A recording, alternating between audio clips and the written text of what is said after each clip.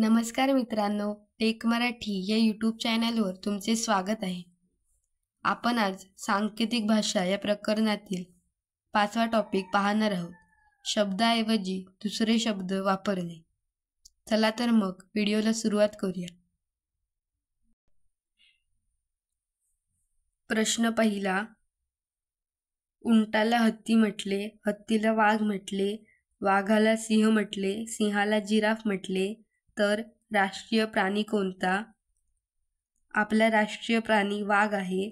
इथे बघा, वाघाला सिंह म्हटले आहे, म्हणजे सिंह हा शब्द येणार. चौथा पर्याय, वाघाला सिंह म्हटलंय, त्याच्यामुळे सिंह हा आपला राष्ट्रीय प्राणी येणार. अशा प्रकारे खूप सोपे क्वेश्चन्स आहेत. दुसरा क्वेश्चन पाहू. प्रिंटरला बोर्ड म्हटले, बोर्डला माऊस म्हटले, माऊसला स्पीकर म्हटले, तर टायपिंग कशाच्या सहाय्याने कराल? इथे बघा, बोर्डला माऊस म्हटले, म्हणजे बोर्डला इथे माऊस म्हटलंय, मग आपला तिसरा पर्याय इथे बरोबर येणार. मग आपण माऊसच्या सहाय्याने, बोर्डला माऊस म्हटल्यामुळे आपण माऊसच्या सहाय्याने टायपिंग करणार.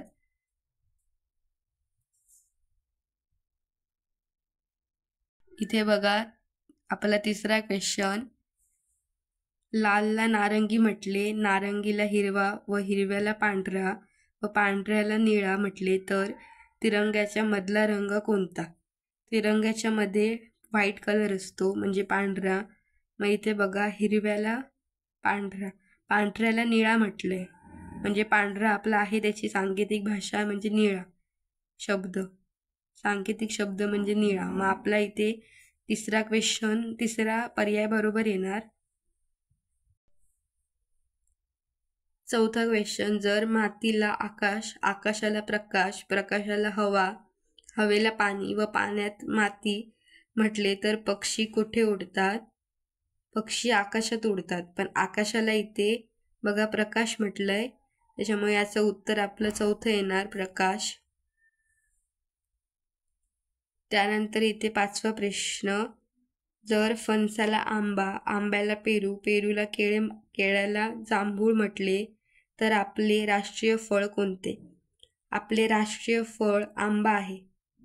इथे बघा, फणसाला आंबा म्हटले, आंब्याला इथे पेरू म्हटलंय, आंब्याला इथे पेरू म्हटल्यामुळे आपलं उत्तर इथे आंबा येणार, पेरू येणार, कारण इथे आंब्याला पेरू म्हटलंय. आंब्याची दुसरा शब्द आंब्यासाठी पेरू वापरलाय, त्याच्यामुळे आपला उत्तर इथे तिसरा पेरू असं येणार. अशा प्रकारे तुम्हाला हे क्वेश्चन सॉल्व करायचे आहेत. मी प्रॅक्टिससाठी तुम्हाला अजून काही क्वेश्चन देते. खूप सोपे क्वेश्चन्स आहेत. काही शंका असतील तर कमेंट करून नक्की सांगा. आणि याआधी आपण काही व्हिडिओ बनवले आहेत, तेही देखील पहा. Thanks for watching.